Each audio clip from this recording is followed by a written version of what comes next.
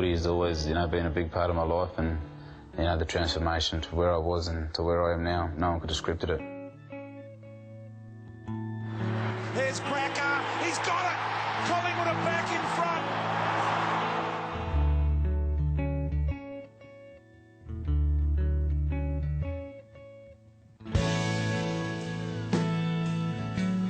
I just jumped off the little plane, as you can see, just over here, and we're going to Junee prison, so hopefully, mate, it's a good day, and, we'll see how it pans out, but so far, not a bad start. I was born in Melbourne, so I spent the first 10 years of my life here. I didn't really watch many games of Dad playing footy. Junee Correctional first on the scene, breaks the tackle, goes towards goal. Goal umpire hardly moves. Jim Cracker kicks his first. I do remember getting down to Moorabbin a few times, kicking the footies, drinking all the Powerade and all that kind of stuff when I was a youngster. So there's actually a photo that bobbed up not long ago with, I think, myself, Dad and Plugger, big Plugger. So I've got a few little memories down there, remember Nicky Winmar and Gilbert McAdam and these kind of blokes down there. So it's good times. Him going to jail sort of, forced the family to move over there, I suppose, and because he got sentenced and, he had to spend his time incarcerated over there. So obviously, the family had to move over to WA and to, be together and to sort of make sure we could go and see him as well. So that's basically why we moved over to WA, and so from then on I was, WA boy.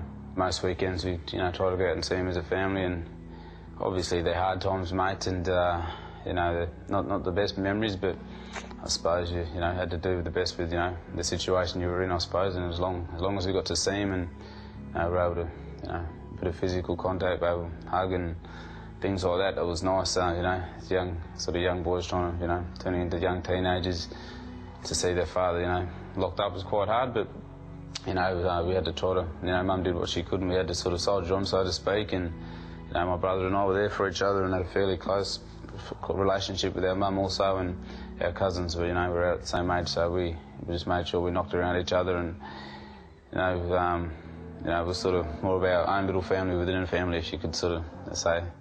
Andrew Krakouer has been charged with grievous bodily harm. Unfortunately, you can't take back what's happened in the past, but if I could, I'd take it back in a heartbeat, but didn't know what was going to happen, so the thought of that was, sort of wrenches in your stomach a little bit, makes you a little bit sick at times, just turns in your stomach, so I had a lot of emotion sort of going through me at the time, and like I said, it was, just a mental battle. I was probably pretty distracted, actually, my last year of footy, and probably my mind wasn't on playing AFL footy at all, I suppose. It's just, what was going to happen in the next phase of my life after footy, and sort of, the consequences of the actions that I committed, and, yeah, so that was my last year of footy at Richmond, I suppose. There's a bit of disarray and mentally all over the shop. Probably didn't hit me hard straight away. The verdict got read out, and then I was sort of sitting in the dock with my brother and another cousin, which he got found not guilty. Just my brother and I got found guilty. It was quite a hollow feeling, but probably the biggest thing that hurt me was sort of I looked over at my family and they sort of got teary-eyed, and like I really didn't care for myself, but just the effect that my actions had on not only the victim's family but my family as well. I was my partner, my mum, my dad, my mother-in-law, all my family, they were just upset and so distraught, and seeing them in that kind of state, it made me think, about the consequences my actions had, and I just didn't realise that those actions or that small amount of time could have an effect like this on so many people. So it was quite disbelief and disarray, I suppose, and it probably didn't really hit me until I probably went in there that night. My brother was in there with me, so we, at least we had each other, I suppose, and we knew that, I was going to be caught, the unknown. Both of us had never been to jail before, so just the unknown, I suppose, and to think, what might be, what's going to happen in the morning, who we're going to run into, what's going to happen. But it was quite a scary night. Probably, it's not the best hospitality, I suppose, so to speak, and not the best environment to be in. But just sort of sitting back and laying back and looking at the ceiling, thinking, far out, this really happened. This is where we're at. We're locked up. Now, basically, you're living in another world, playing by someone else's rules and wearing these crappy green clothes, and you're only allowed to see your family once or twice a week, and you're only allowed to talk to them on the phone for 10 minutes at a time. It was quite hard, but weird for it to say, but there's some good people in there as well that are just down on their luck, made some mistakes. I'd like to think just that are on the same page and path as me, that I've buggered up on. I didn't think I was a real bad person. I didn't think I always made mistakes like that. I just thought I made one mistake and I paid heavily for it, which was fair enough. I made the mistake. I'll take it. Cop it on the chin. But you never know. A small second, 2 or 3 seconds, 10 seconds. How much trouble you can get yourself into, and the effect not that it has on yourself and your family and your loved ones, but also, in my case, the victim and his family and, his loved ones as well, and family and friends, which I feel terrible for, but unfortunately, like I said, I can't take it back. But I just felt like that I came out on the other side of that journey and that experience, a more rounded person, a more mature person, and, just ready to try to make amends for the mistakes I made in the past. I couldn't change the sentence, I couldn't change the situation I was in, how long I was going to be in there, what was going on, but I could,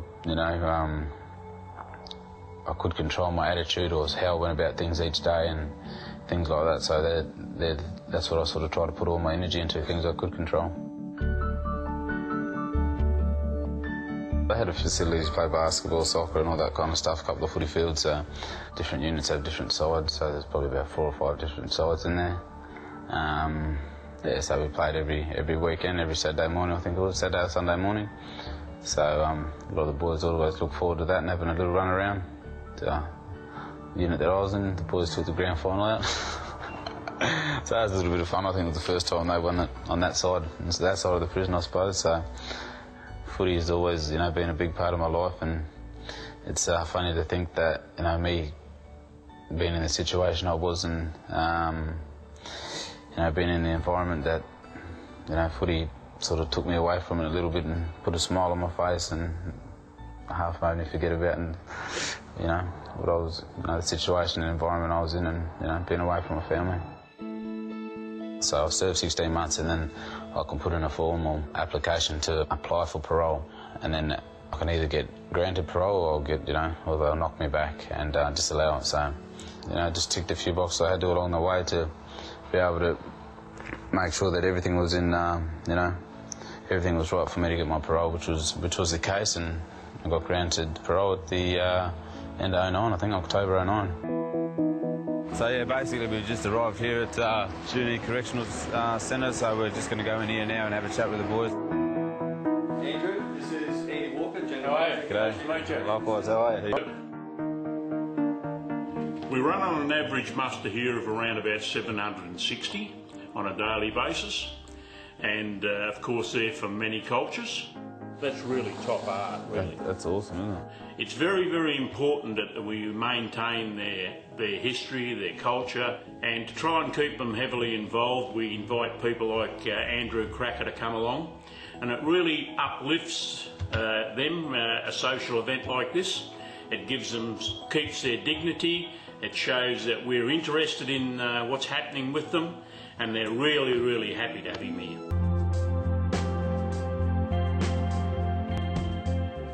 Tell you what, I don't miss those green clothes. One size fits all. Yeah. Never want to be a little bloke coming to jail and get a set of greens, do you? Mate, the boys, they used to bag off them. It's pretty funny. And that's just how it was. What you got given to you, that's it. Fortunate enough to be in the cultural centre at Junee Prison that all the boys have sort of put together. As we can see, there's a lot of artwork and bits and pieces from all different country background, races. It's an amazing, just spiritual place, mate. It's got a pretty warm feeling to it, and the boys that are incarcerated at the moment to come in here and to spend some time in here, I think is it's a great thing. So it's you know, I feel privileged to be, you know, coming in here and having a chat to them. I just found like it was sort of pretty important for me to keep in contact with my mates who are going to be close and going to be there for you, because obviously you're going through times like this, you're going to find out who your true mates are, you know. You see people that come in and trying to tell you things and what to do and how to go about things when they haven't walked a mile in your shoes, they haven't taken a step in your shoes. And I have walked in these boys' shoes. Like I was saying to the boys just before, you know, you know, the greens you're wearing, I've wore them, you know, I've been in the same position you are.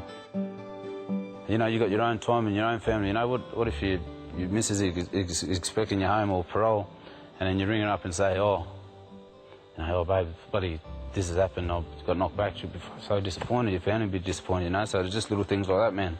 Spot on, brother, just do your own jail, man. For me to be able to share my experiences and be truthful and, you know, honest and, you know, things coming from the heart, you know, I think that's what they relate to most, I think, and that's what they could see and that's what they could tell with my story and how I am, because I just tell it how it is, and, you know, and how, things I went through, I don't fabricate anything, so I think that's why they relate to it, and I think that's why this course should be a success.